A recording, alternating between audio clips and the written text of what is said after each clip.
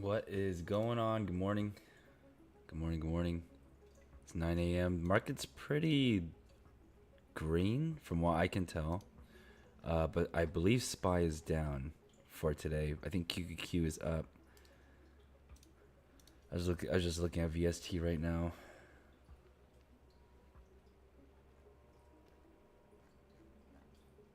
Let me double check. Yeah, SPY is red, just barely. And QQQ is green. Also, I say barely.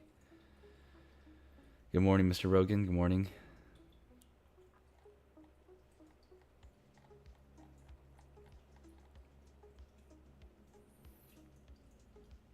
Happy affiliate anniversary. Does it actually say that? That's kind of cool.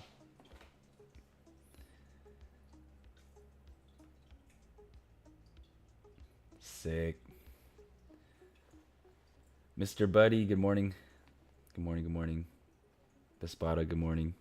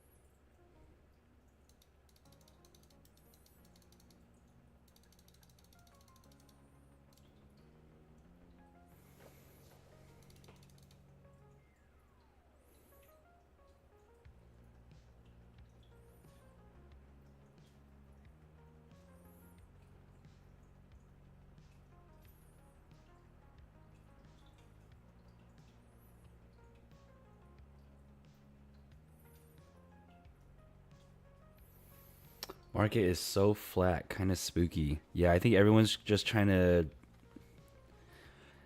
one up each other right now. That's what it looks like is like everyone's like, okay, you go first. No, you go first, and everyone's just at a standstill.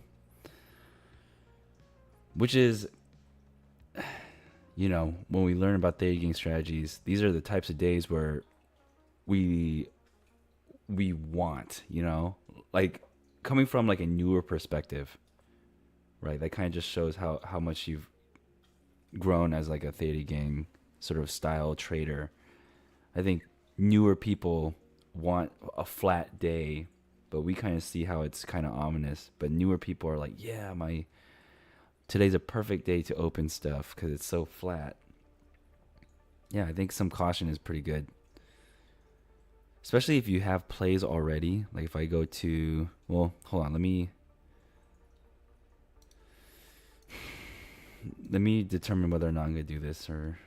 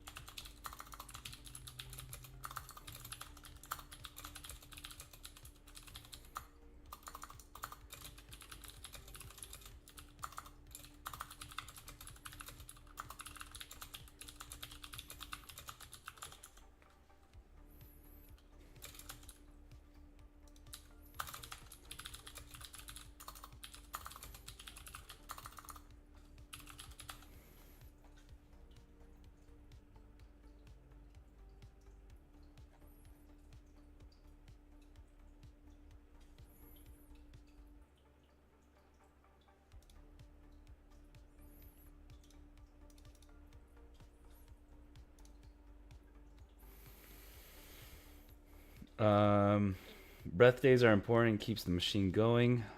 True, true, true, true. Mr. Alexander, good morning. Bandit Fist, good morning. Kaput, good morning. Guess we are waiting to see more about the ports, but the Fed is also trying to push the market up. Yeah, no options open at the moment and don't see anything.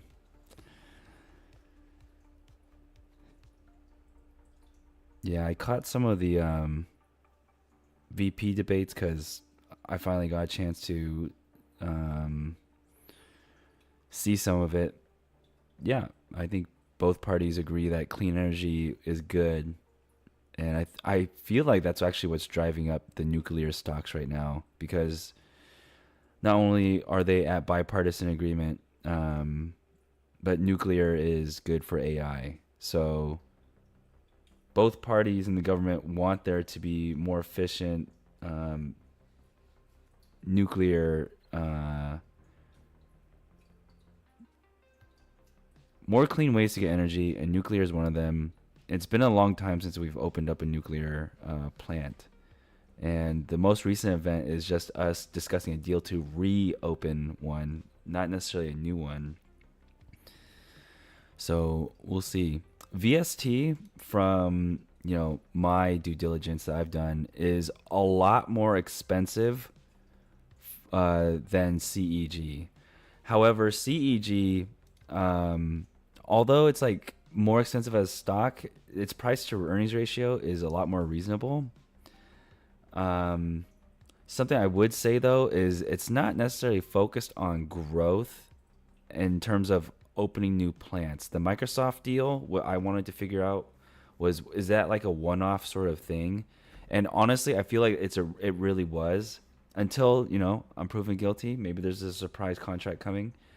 But it doesn't seem like they are looking to just revitalize shut down plants.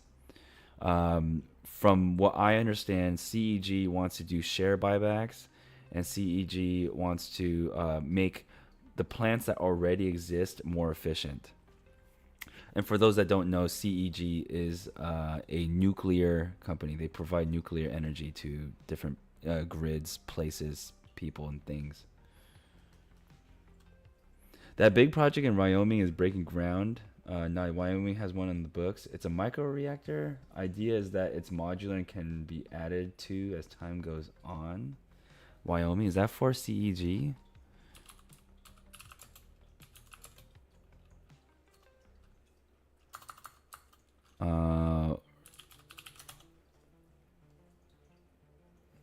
For Terra Power.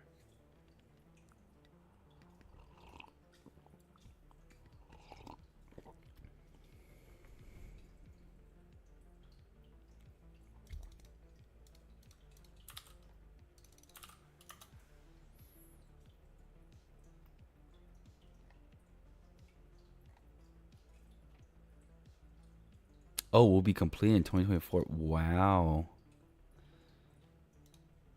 Not publicly traded though. That's cool. The idea of it being modular is sick. Oh, founder is Bill Gates. I wonder why.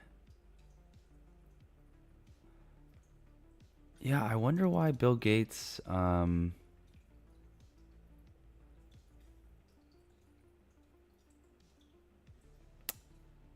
Huh.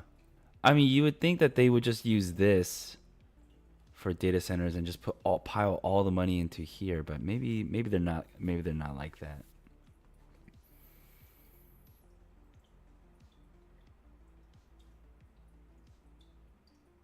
Oh yeah, that makes a lot of sense. That makes tons of sense. I think the Microsoft deals to teach them how to run it, and then Microsoft can take over TerraPower, but they need to run CEG first, see how to do it live. Yeah, it's the trickiest part is like I've always um, learned investing through just like categorizing different industries um, through their like price to earnings ratios. Wind, solar, all these, um, or wind and solar should have a little bit higher P&E ratio. But I'm talking about like electricity, water, gas. These sorts of energy stocks typically have a pretty low P&E ratio. But dude, nuclear is like on a nuclear level. Nuclear is so up there. It's trading much like a tech stock. We're talking about like 98 price to earnings ratio for VST. And man, I just don't want to be left holding the bag. I see the validity in it, but do I think that it should be trading this expensive? It feels like I'm joining the hype, but trying to shake that off and be active regardless.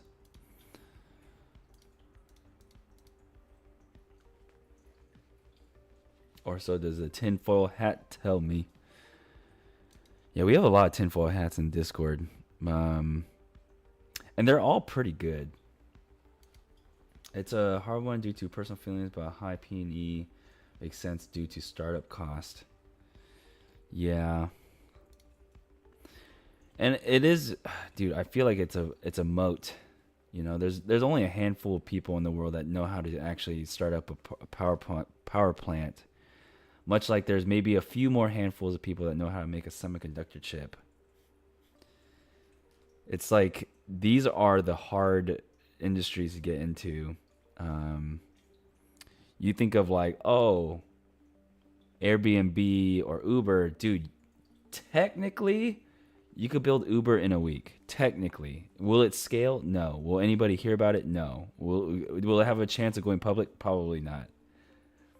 But there's a huge difference in like nuclear energy or hardware like semiconductors where you need this like crazy equipment. That's where I'm sort of starting to lean into. Like Meta is getting kind of dicey now with the new Nvidia announcement, to be honest.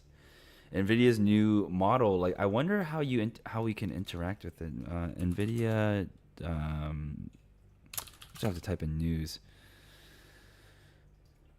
Blackwell is in full production. Demand is insane.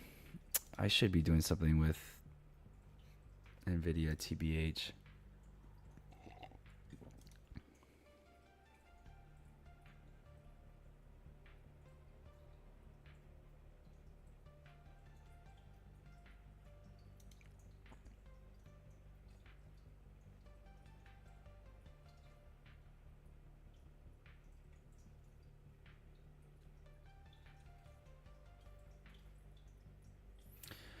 Do I have a price target on Nvidia?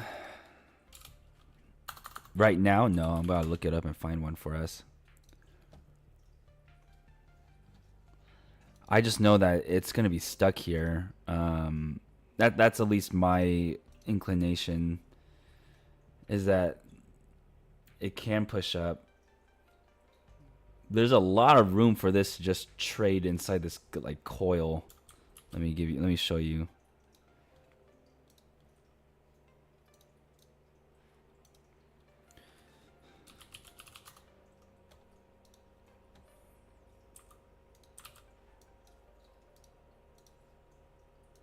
So I'm being mindful of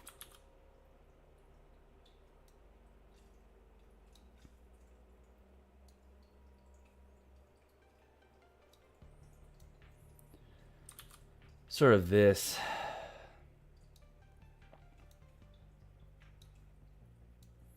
Right? And it's however you want to draw this. So there's either this one, or I'll switch to a different color.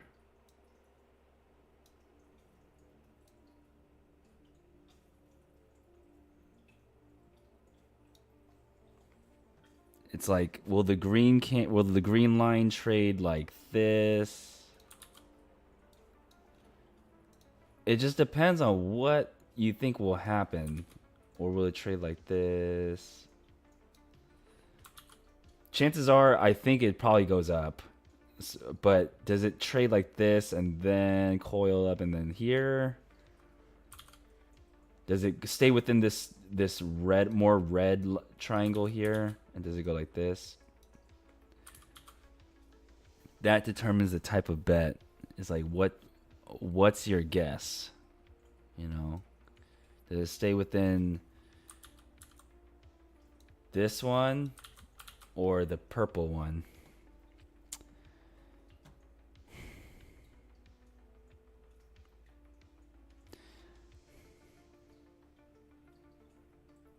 Can't tell much from just from that, to be honest.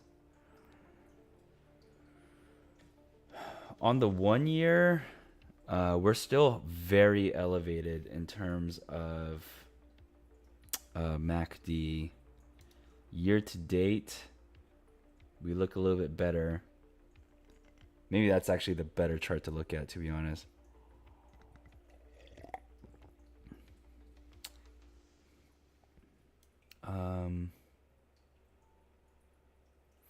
RSI for, oh my bad, I'll just move it like this just for now.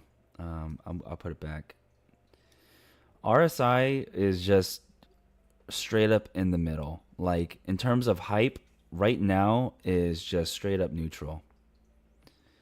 This sort of makes me feel better about buying a call, right? That makes me feel a little bit better about buying a call. But just like a little bit more natural upside.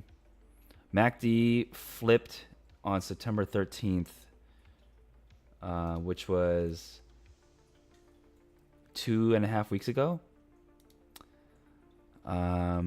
It's been up. I know this is like super hard to see on your screen. Wait, actually, let me see. Can I make it better for you?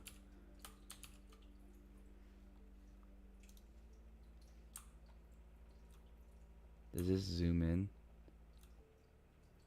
Yeah, this I don't know how well this purple line is showing up. But you see how the purple line is above the red line? This red line is the signal line. And I know I talk poop on a lot of technical analysis. I'm not a huge technical analysis fan, but I've been liking MACD. This has been pretty good in my trading. Um, the purple line staying above the red line is good, and it looks like it's just about to make another move up as well. Typically, where is this example? I don't think it's on this interval. I think it was on the previous interval. I showed it in the Discord for one of my ideas.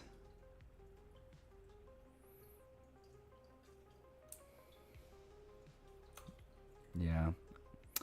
Dang. Let me zoom out to normal magnification. Anytime there's a move that the signal line crosses, or the MACD crosses the signal line, the blue line crossing the red, it's typically a good move in that direction. On the 3 month, it's still making its way across zero, and it just crossed today. So if we're looking on a 3 month time frame, it just crossed today. So you can see how it crossed here in September 6th, Friday, and then it just took off. So as soon as it crossed here, well, it crossed actually twice. It crossed once, got denied. But then once it crossed again, it was a huge move up. Right now we got our first cross.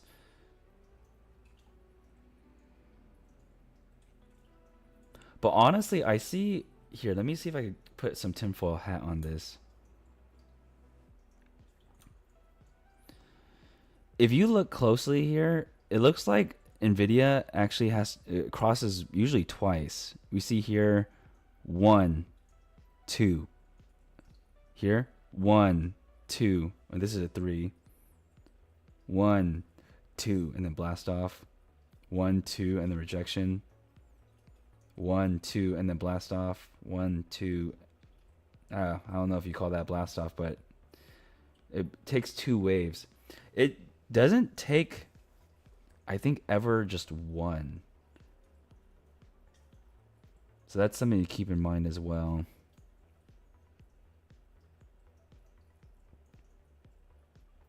But, you know, history doesn't need to repeat itself.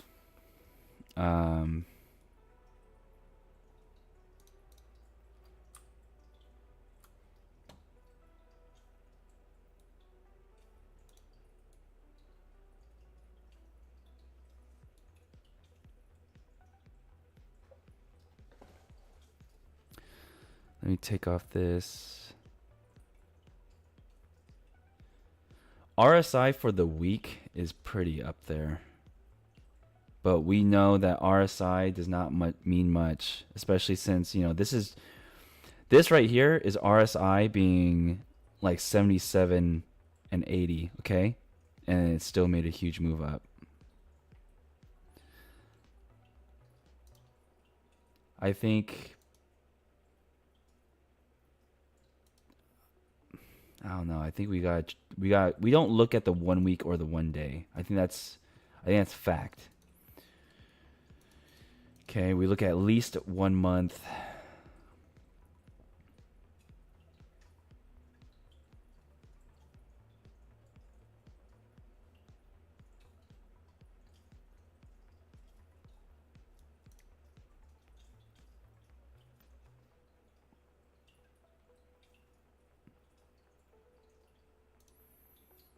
I think the charts to look at is the 3 month and the year to date.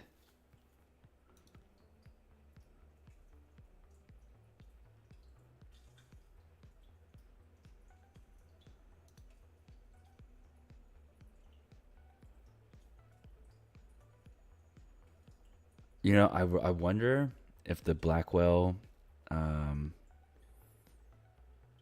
the Blackwell boxes, do they ship from Taiwan, like in shipping containers? Like, will the strike affect Nvidia? Is my question. I wonder. That wouldn't come in shipping crates, right? That I feel like that's a threat to national security. But maybe I'm over dramatizing it.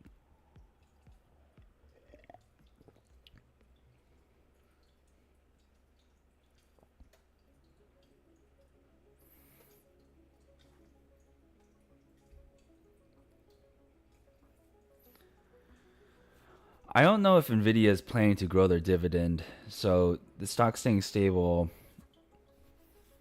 is a little weird.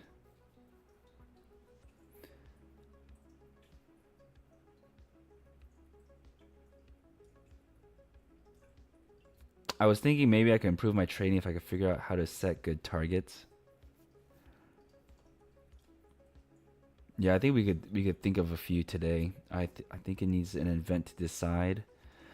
The thing is, I don't see much reason for Nvidia to go down, right? Like I think some of my trading reflects that. Um, just to talk about a little bit, like I have one, two, three, four, five, right? I have five cash secured puts and one buy right. So I have like 600 shares of Nvidia theoretically trading, which is historically pretty high for me. And I I don't see much of a reason for Nvidia to go down as much as it should stay still or go up. That is my sort of thesis. Now, you asked earlier if I had like a price target. Not really. Like I just felt like I got a good chunk of premium for this, and so it's kind of in line with my thesis of like, hey, I think there are more reasons for it to go up or flat than there are reasons for it to go down right now. And as long as I manage all of these prior to earnings being in 47 days, I feel like I have an edge. Um, Now, if you want to experiment and find a price target, I think that's really healthy. I think that's just overall objectively good. Um, I would not use the 1 day, the 1 week, or the 1 month to find that target, right? Because I mean, ideally, we're writing something at least 3 weeks out, 21 days and up. So our date to expiration, again, is going to be 21 days or more. We probably don't want to trade with just a 1 day's worth of data, 1 week of data, or 1 month of data. We would, I would look at the 3 month chart and just envision where the next third of the chart will go. You know, the next third of the chart, maybe like this month, this amount of time. I'm thinking like the bottom is 100, right? Like with everything that's in line with Nvidia, with the new model, with the new chips coming out, and demand surging, blah blah blah. 100 seems like honestly a reach. I would feel very safe if I had to pick it up for 100. Of course, that's barring like any huge World War III event or something. But that seems okay. So I know where my like buffer is. 3 month is at like $100. You know, if I want it to be no like 105, like 105 is probably this is below 105 to 100 is like the oh my god panic mode. But it seems like a lot of bounces happen at 105 actually. So 105 and up, um, I think there's a greater chance for it to go up than down. So then I'd probably say 105 is like my where I would start sweating the position. I think realistically, I wanted to trade above one. We'll just give it a nice round number, 115. So anywhere I could get a cost basis of 115, and then being in a no sweat zone, right? Like I get a sign at 115. I can have that fall all the way down to 105, assuming that I only write one, that's like $1,000 loss or $1,000 unrealized loss. And it's not until it goes below even 105 then I start sweating, right? There's like a 10% gap between 115 and 105. So play for above 115, but be aware that if you get assigned, you're going to be in the dark in this down channel here. So let me just illustrate this a little bit. This is how I'm thinking about it, and I'm going to execute a trade on here. So it's not like I'm just speaking to the ether. I'm gonna trade based on this. So, okay. So this is 115.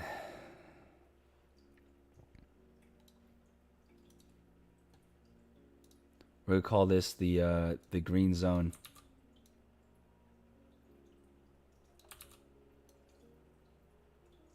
Or actually, I have a better way to illustrate this. This is the green zone. Give me a good orange. This is the second CSP zone. This is the what is happening. We got to come up with a different plan zone. So we write. This is the plan for me. I'm gonna for this new batch of NVIDIA. I'm gonna keep all my other NVIDIA Cashier puts on, but I'm gonna write either CSP or a buy write, a play number 1 here, and this is where I win. Okay, let's say for example nice play number 1. Say for example this play loses, and we start trading in this mid zone here. This is where play number 2 comes in, right? There's no reason why I should have play number 1 have me all in. I think everyone just universally would always agree it's a pretty bad idea to be all in. It's very high risk. But this is how I play. I play number 1. It goes down. I open another play here. Maybe like I sell the 110 with a break even of 105. Hopefully, maybe I could get $500 for it. Here, down here is where I probably stop trading. I just wait to see where the market's gonna go. There's no reason. This is the. I'm not gonna catch the knife. I'm not gonna be the hero zone. I'm not gonna write the third play. I'm gonna wait until play number 2 becomes viable again. There's a other scenario, right? Like I'm just considering the worst possible scenario, right? Play number 1, it goes down, then play number 2 goes down, then no trade zone. The second scenario, which is the better scenario, you can tell how I like to trade. I'm a little bit risk averse. Second scenario is we win. We win on play number 1. Then great. We just have play number 2 open up here as well. We just stay in line with the thesis of 115 and up. So that's how I would probably look at this.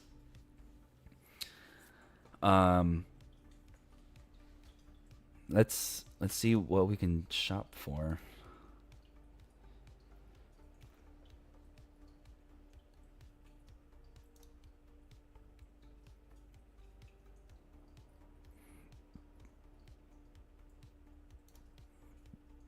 $115 doesn't give a whole lot for 29 days, but let's see if we could do something more on the Tasty level. So Tastyworks likes to trade with a 45-day expiry.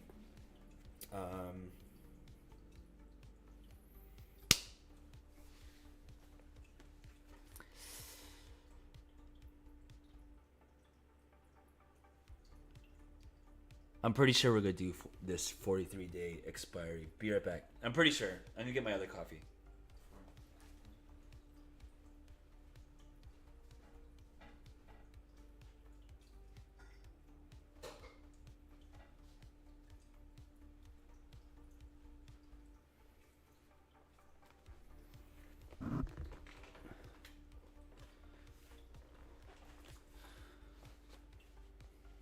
Strike is only on the East Coast? I believe so, correct.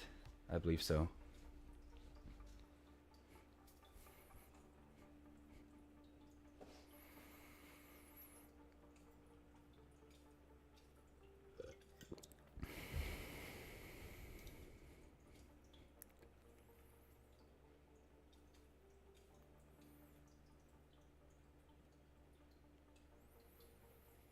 I was listening to a podcast talking about the main longshoreman guy, Daggle. Yeah, that's the guy that we were watching on stream yesterday. Good morning, T-Wall.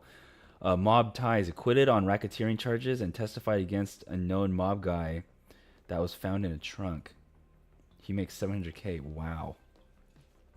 Yeah, there was a Reddit comment talking about how the being a port worker, you have to know someone to get in as a port worker. These are American jobs, but it's very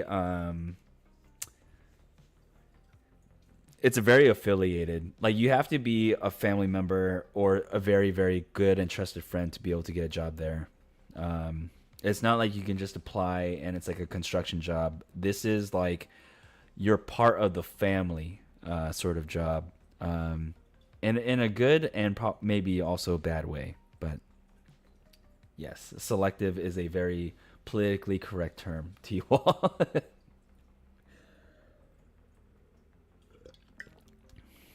All right, so again, going with this example here, let's see.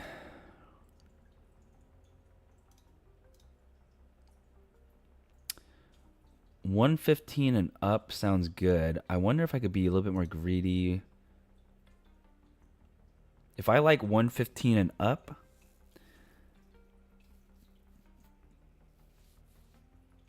then I could theoretically do stuff that is like closer.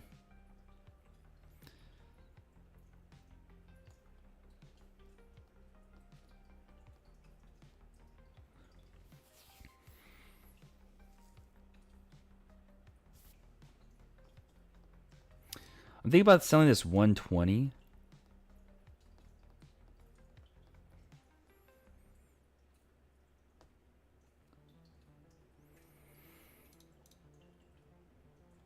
This 120 seems pretty cool.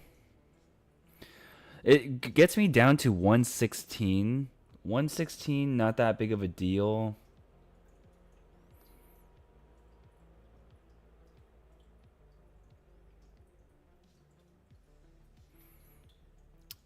$200 EMAs at like 116.88 anyway.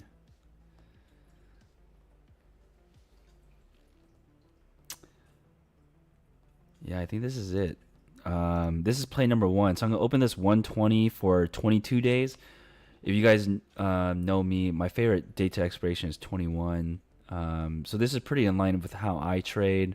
It's going to be based on this sort of thesis here. Play number one is the 120p. The minus 120p. And then if that doesn't work out, depending on how far it goes down, it's going to look like the 110p or the 105p. And then again, gonna respect the no-go zone if it keeps going down. Otherwise, if it keeps going up, I'll probably sell the 125p and just follow it on the way up. Seems pretty good. Just as a disclaimer, if you follow me, there's a large chance that you will be assigned or you will lose money if you don't know what you're doing. So don't copy me. I am just a regular retail trader. I don't have a certificate. I don't got a license. I'm not a financial advisor. I'm just some random guy on the internet.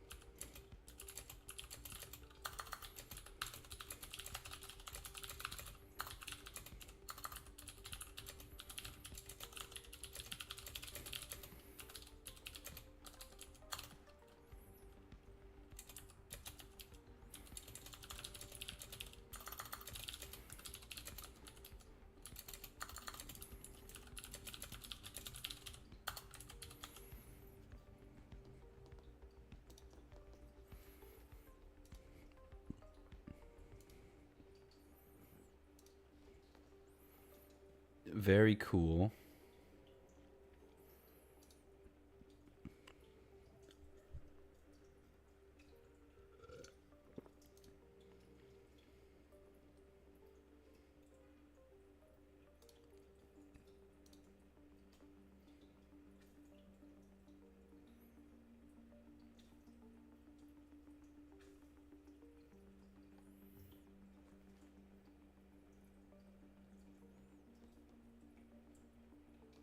Frank Sobitka is the only leader of longshoremen. He's the best. I used to live near him in Baltimore. Sabatka. Wow. Wow, what lore. Okay. Okay, okay.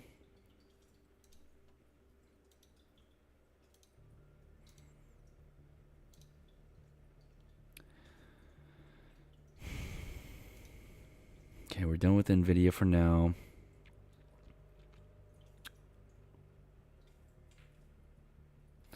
The biggest two wow,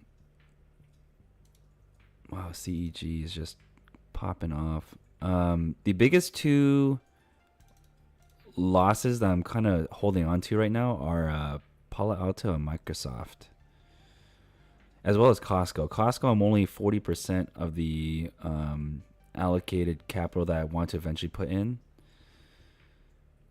Let me actually expand this. Boom. I'm at 29% of my buying power.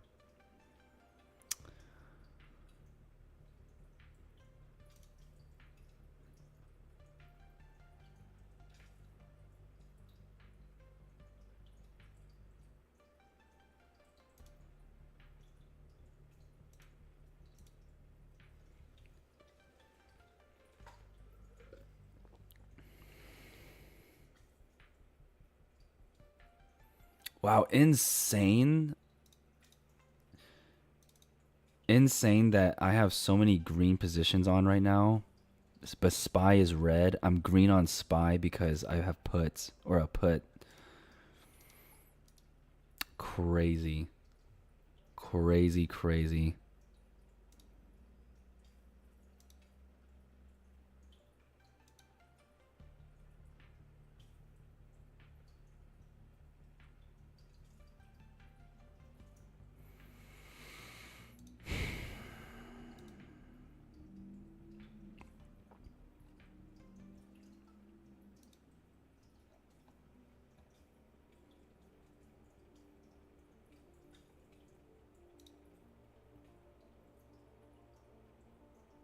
I'm definitely not Googling it. Wow, SPY just fell off a cliff.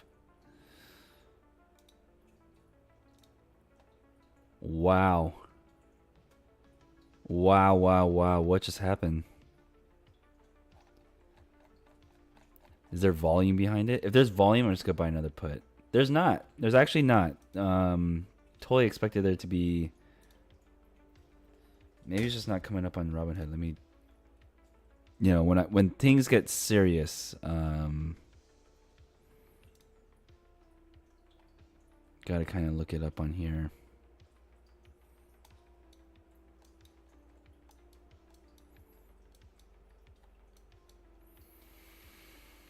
Um.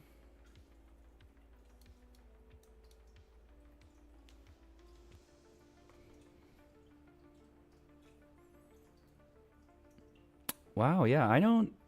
I don't know. It did fill the gap from this morning, so it could head back down. All right.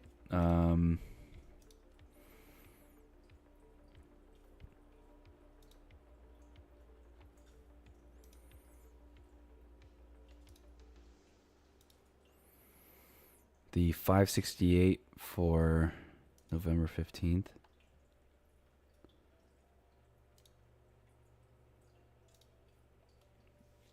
I think I just buy another one of these.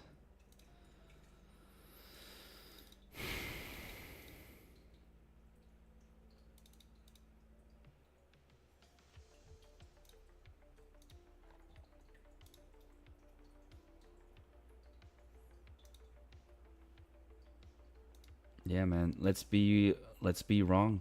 Let's be wrong. It's okay. Down to be wrong.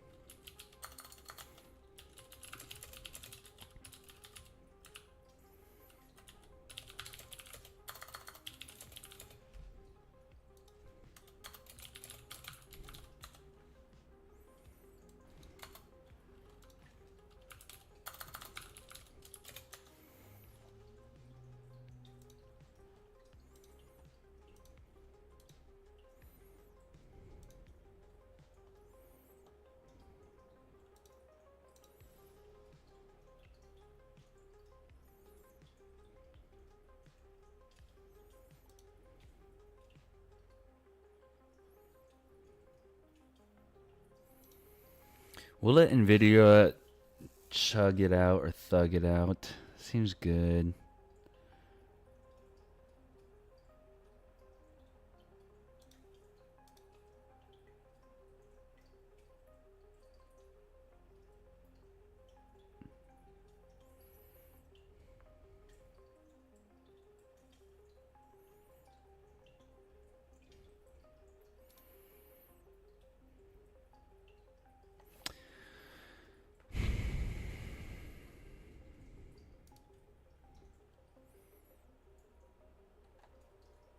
I wonder how expensive SPY puts are right now.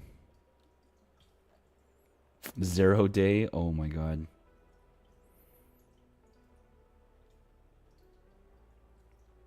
560. Is that even possible? I wonder. Oh, it so is. If it was like one of the scarier days of the year.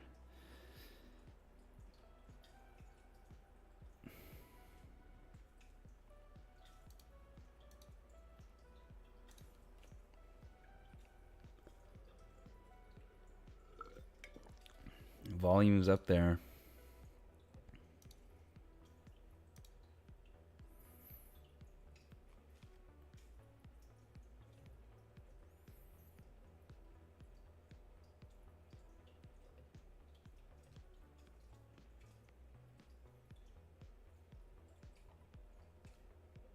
Dude, I hear a lot of good things about The Wire too. They filmed in Locust Point near Fort McHenry. I used to run around the fort each morning and would see the film crews. Nice. Company known for designing chips and has real fabs only work for 94 billion. Company that has taxi app worth 140 billion. Nopers for real.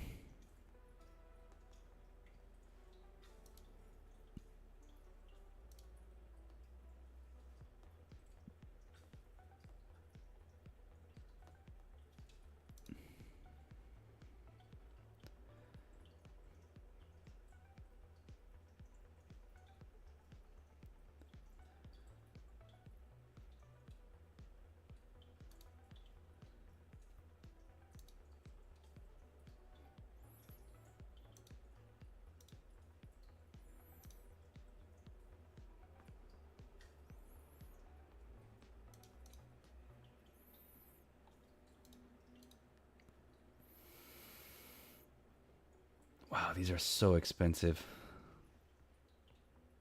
$300 for 1 day. That's insane.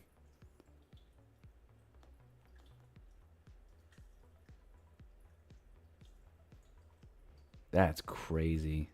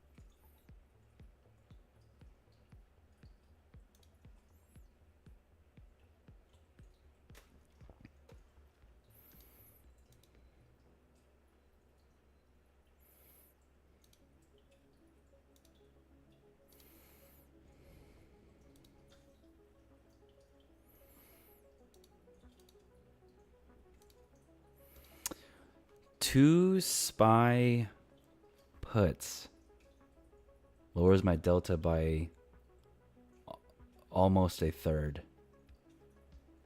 More than a third, actually. Sorry. Yeah. I could buy another one.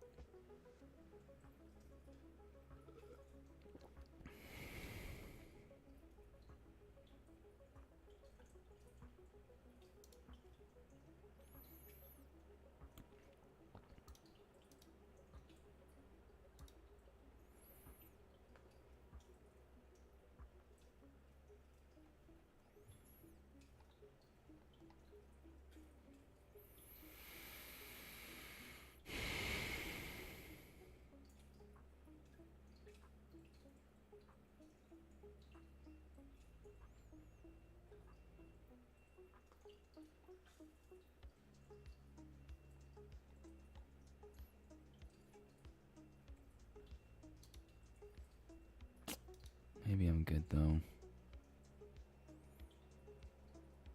It's a lot of volume.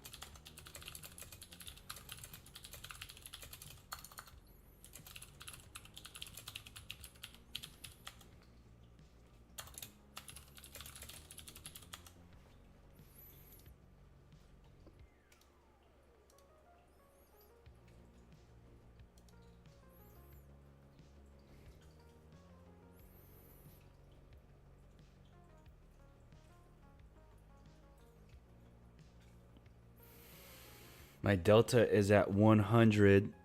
So I'm really counting on theta to bring me back.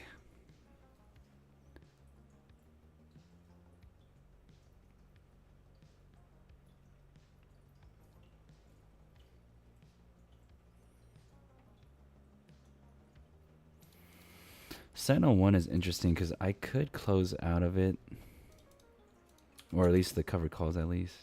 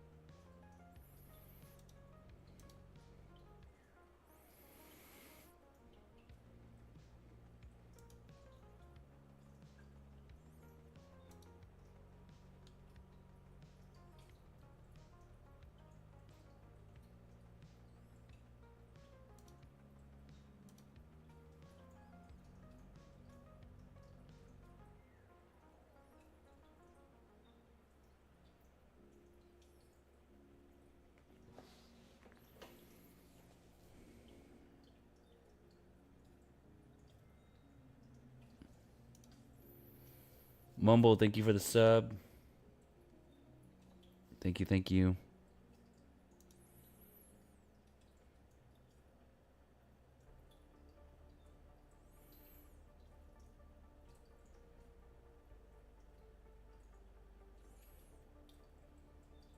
Yo, yo, yo. GM, GM.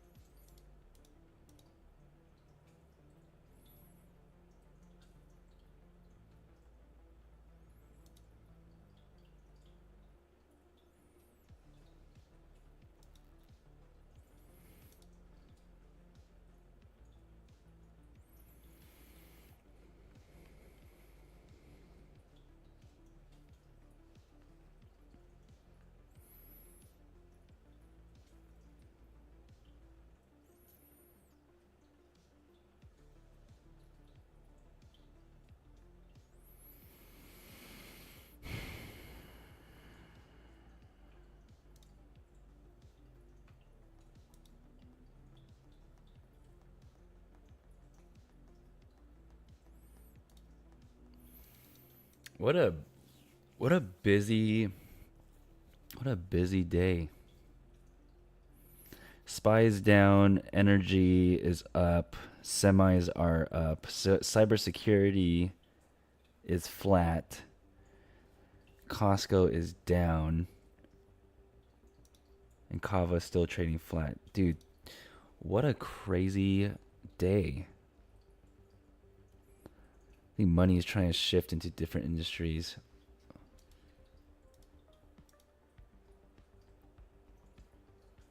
No one knows which one's the one that's gonna come out on top. Yeah, everything took a dip in the last like I don't know 10 or so minutes. That's a very meaningful spot for me. Sometimes I'll even use that as the break even. If I'm really bullish on it, I'll use that as the break even. So meaning like if the bottom of the candle is $100, then sometimes I'll sell the 105 if I can get $500 worth of premium. So then the break even is at the bottom.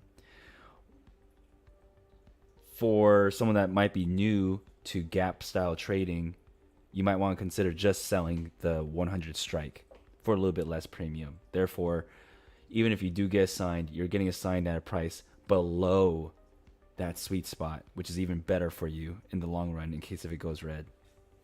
If you feel a little bit more greedy, you would sell the 105, collect the 500, and then go up from there. And that's the one that I typically do because I'm not a huge fan of trying to time the bottom anymore. That used to be me. I used to like that style of trading a lot. But it just doesn't happen frequently where there's a price at the bottom of a gap down that I like on a stock that I like. The stocks that I like typically don't gap down, at least in a meaningful way. Unless if there's like some macro event, right? Like, yeah. That style of trading, again, I think works also best on stocks that have a large amount of volume being traded. So I can imagine someone hearing that and being like, "Oh man, this penny stock that I've really been looking at has gapped down. That sounds like a genius idea." No, I think you need to be applying these strategies to the most predictable stocks. All stocks are very unpredictable, but some are just a little bit more than others, meaning that they trade at a higher volume. They're more actualized. The company actually makes money. I'm looking at the monthly chart CEG on September 20th. Honestly, I probably would not put credit spreads on an energy company. Not a fan. The monthly chart. September 20th is the gap up. The 250.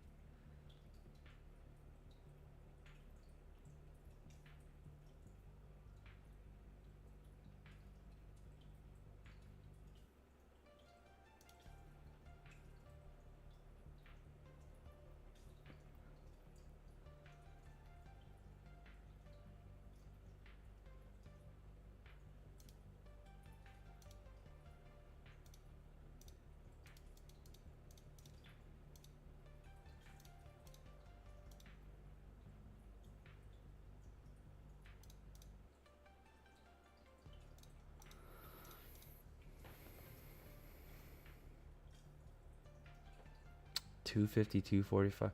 Everything that I'm looking at is like looking at this 255 and below. So I would say that's probably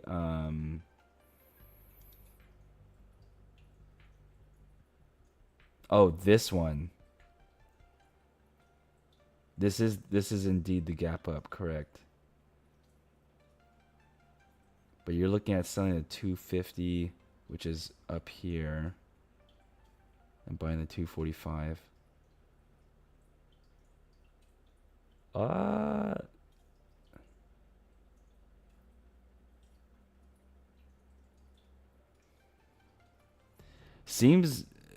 Seems not bad. Let me just quickly see here. November 1st.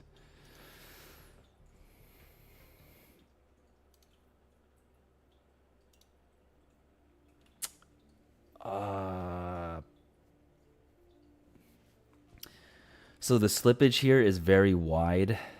Um, in total, there are only 17 people that are in combination of this trade. There are 11 people that have the 245s, and there are 6 people that have the 250s. So if you do go in, there's more than a good chance of you holding this until expiration. I mean, there's just not a lot of people in this trade or in these contracts at all. So you could get hosed on the way in and on the way out, and you have to be very correct on the direction. I probably would. I honestly probably wouldn't do this as a put credit spread. At least not on this expiration. On the 29 day, there's just not enough people that are in the trade for you to be safer. Right, options trading is dangerous, but there are precautions you can take to be a little bit safer. There's only, again, 17 people in here, and that's not good. Like, in the entire world, in the entire stock market, there are only 17 people in here. It's not very good. If we go to the monthly expiration, this looks much better, but it's gonna force you to take a strike further. It's gonna be a strike that's closer and much further in width. They don't do $5 strikes for their monthlies, it looks like, or unless if you go way farther out. Out to 200, 195, but at that point there's nothing there. I miss the slippage all the time. Dell's burning me right now with the slippage. I mean, that'll definitely happen, I think, if you're on Robinhood. Tasty Trade, I mean, any brokerage that displays options like this, because this isn't a unique style to Tasty Trade, it's the one that I just prefer the most. We get to see slippage really, really clearly. Yeah. So we don't want to do the further expiration because the open interest sucks. There's only 17 people. And we don't want to do the closer expiration, well, just because you would have to be taking risk that you're not used to taking. And this is definitely not the stock where you do the first one. $10 widths are exciting, but like I don't know if that they're the right move for people that are getting better at those.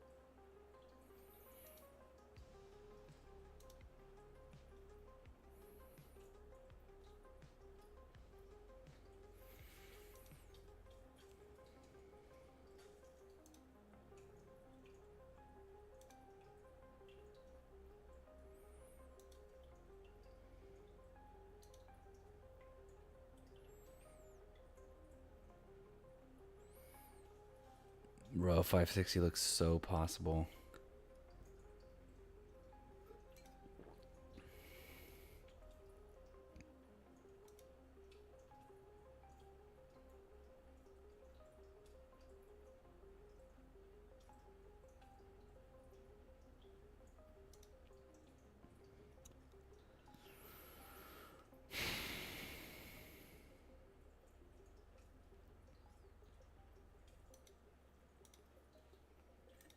So leave it alone.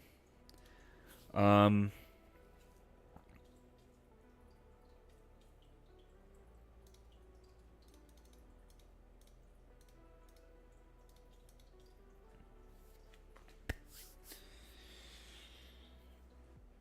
doing pretty good today.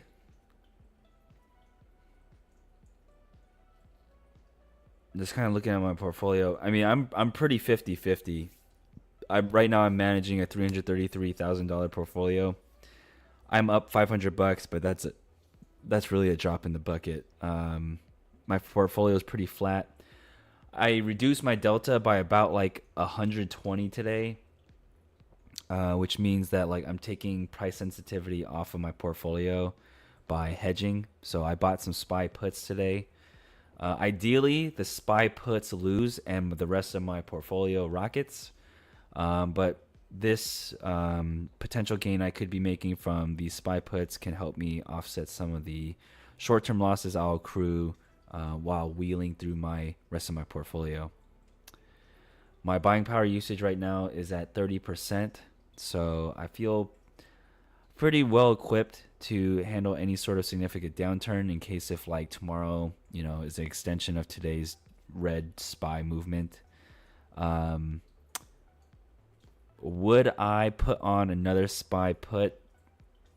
Possibly. If we threaten like 563, 562, there's a pretty good chance I'll be buying another SPY put just off stream with the Discord. If you feel like you need a trading community to trade along with, you can go to patreon.com/thetagang, and that's the Discord server that I run. It's a very positive environment. A lot of people are chill there, and we learn from each other. We share each other's trades. We share all the wins, all the losses, so we always have constant circulation of things to learn from. I have to record the Theta Game podcast later today as well, so that'll be fun. And I just want to wish you all a happy rest of your Thursday. Yeah. I'm going to hit the end credits, but I'll be chilling in chat just for a little bit. Yeah. Hope you have a great day, and same time tomorrow, 9 a.m. Pacific time.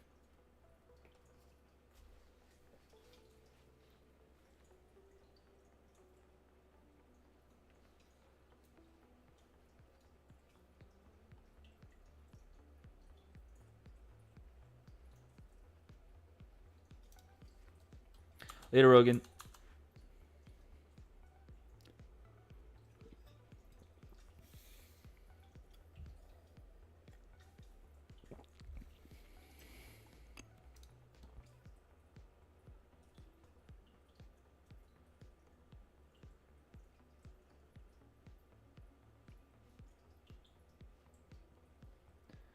Fade later.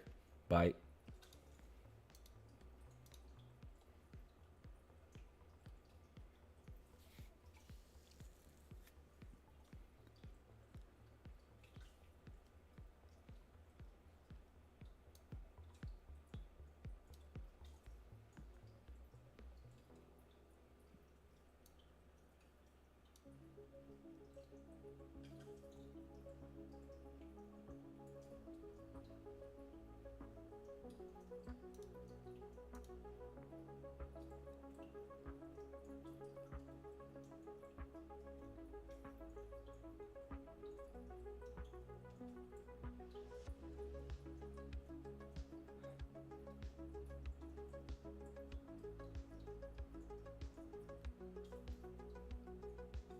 Alrighty, y'all. I'm going to take off. Tomorrow, 9 a.m. Pacific time, the show goes on.